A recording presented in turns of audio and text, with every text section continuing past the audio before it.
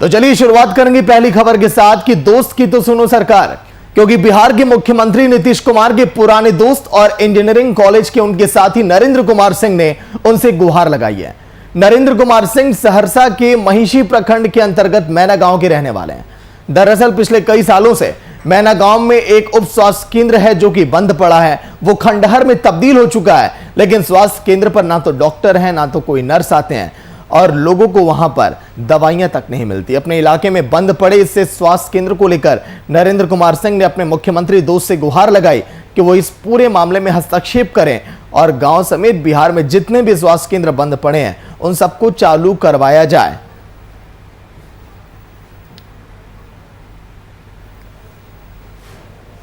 खराब है, उसका कारण है कि डॉक्टरों का नहीं होना, स्टाफ का यहाँ पर नहीं रहना, और जो एएनएम या जिसका भी पोस्टिंग है वो सभी बाहर रहते हैं, यहाँ कोई रहता नहीं है, इसलिए ताला बंद रहता है। और जब कहा जाता है तो बताता है कि हमारा डिप्टेशन में है, कोरोना में है, टाल मटोल की नीति है। करीब हम 1-1.5 साल से तो कंप्लीट बंद है और उसके पहले और लेकिन अभी जो है से कोरोना का कैंप भी हुआ, कैंप भी लगाया गया है, लेकिन आपने अपने स्थिति का तो मुआयना किए ही हैं, देखे ही हैं, बद से बदतर है, इसलिए वो उसका रिपेयर होना चाहिए। कितने चिकित्सक तो करीब हम पूछते हैं 10 साल से पहले तक चिकित्सक नहीं है यहाँ, और 10 साल से ऊपर।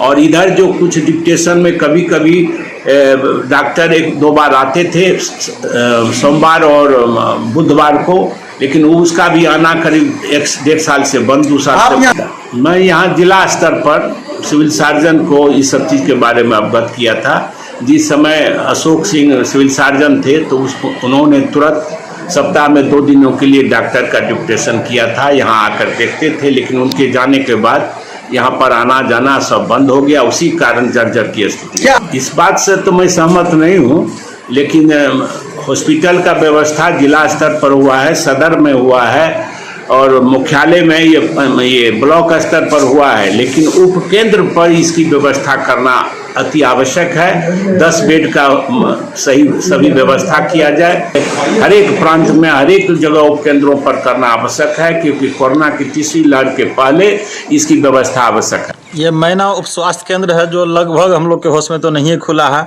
इसमें गाय भैंस बकरा बकरी हमेशा रहता है, मवेशी आकर के गंदा करता रहता है, कोई देख रेख करने वाला नहीं है यहाँ। इसमें घास फूस लगा हुआ है, न कोई डॉक्टर है ना कोई नर्स है, जिसके कारण लोगों को काफ़ी परेशानी उठा करके शहर जानी पड़ती है। बार बार जो है मौत का शिकार होना पड़ता है लोगों को।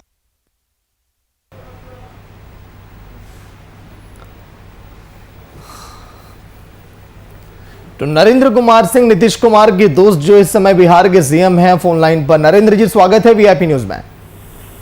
बहुत बहुत धन्यवाद। नरेंद्र जी, आपने जिस स्वास्थ्य केंद्र का जिक्र किया, ना जाने इतने कई ऐसे उप स्वास्थ्य केंद्र हैं जिनकी ऐसी तस्वीरें हर रोज हम दिखा रहे हैं। सरकार से हमने कई बार सवाल भी किया तो उनका यह कहना है कि हमने काम शुरू कर दिया है, जल्दी व्यवस्थाएं दुरुस्त हो जाएंगी।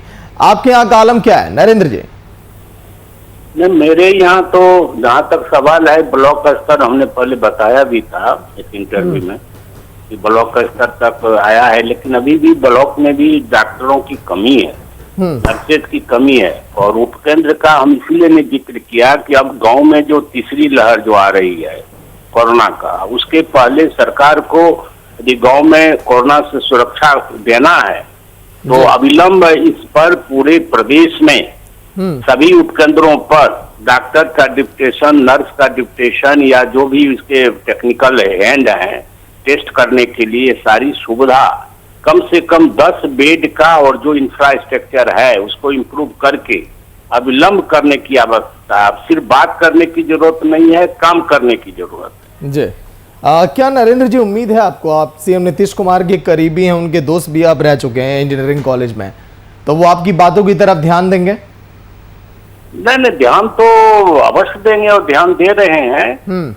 और जो अभी है प्रदेश का जो हालत है वो सब कुछ से वो अवगत भी है, लेकिन ये गांव में उसने रोड, पुल, पुलिया, बिजली, नल, जल सारी व्यवस्था, बिजली सारी चीज को किया है मुख्यमंत्री द्वारा। लेकिन अभी जो स्वास्थ्य के क्षेत्र में और जो कोरोना का भी पीरियड है, यह गांव के स्तर पर इसको डेवलप करना, विकास करना बहुत ही अति आवश्यक है। लेकिन नरेंद्र कुमार जी, आप खुद जेडीयू के प्रदेश उपाध्यक्ष हैं, आप अगर सरकार को आईना दिखा रहे हैं, उन्हीं के पार्टी के हैं आप, तो ऐसे में आपको नहीं लगता कि इससे सरकार बिफर भी सकती है कि आप क्यों इल्जाम लगा रहे हैं? विपक्ष का ये काम है। ना दिखाने की बात नहीं है, जो फील्ड में जो स्थिति है उसको अवगत कराना एक कार्यकर्ता के हैसियत से, ग्रामीण के हैसियत से, पार्टी के पदाधिकारी हो या नहीं हो, उससे कोई मतलब नहीं है। आज मैं करीब 70 साल से वह का आदमी हूँ, यहाँ हूँ। यदि आवश्यकता होगी तो देखते हैं कि क्या आवश्यकता है। यदि ब्लड प्रेशर का जांच नहीं हो, ऑक्सीमीटर का जांच नहीं हो, डायबिटीज का जांच नहीं हो, जो हार्ट अटैक वाले हैं, हार्ट पेशेंट हैं, चल रहा है, जिसको एंजियोग्राफी करने के बाद ऑलरेडी टैक्स मेकर लगा हुआ है, ऐसे परिस्थिति में फर्स्ट एड के लिए कम से कम 10 बेड, पूरा ऑक्सीजन, वेंटिलेटर सहित जब तक विकास में, उसमें टाइम जो भी लगे, लेकिन यह तीसरे जो भी कोरोना का पीरियड आ रहा है, बच्चे सब इफेक्ट होंगे, ऐसे परिस्थिति में इसको वार बेसिस पर होनी चाहिए, चाहे मिलिट्री के द्वारा हो, सैनिक के द्वारा हो, क्योंकि प्रशासन जो है, ये प्रशासन सही चीज का लगता है कि फिगर नहीं देता है, ये कागज में फिगर है, और सही माने में गांव की जो स्थिति है साफ है, स्पष्ट है। वीडियोग्राफी लोग करके हमको भी दिखाए हैं बगल में, हम तो घर से बाहर अभी नहीं निकल रहे हैं क्योंकि 70 अबव हैं हम, और इसीलिए मतलब कि नरेंद्र जी, आप भी मानते हैं कि सरकार जो है हवाई दावों पर काम कर रही है, वादों पर काम कर रही है, कागजी आंकड़ों में,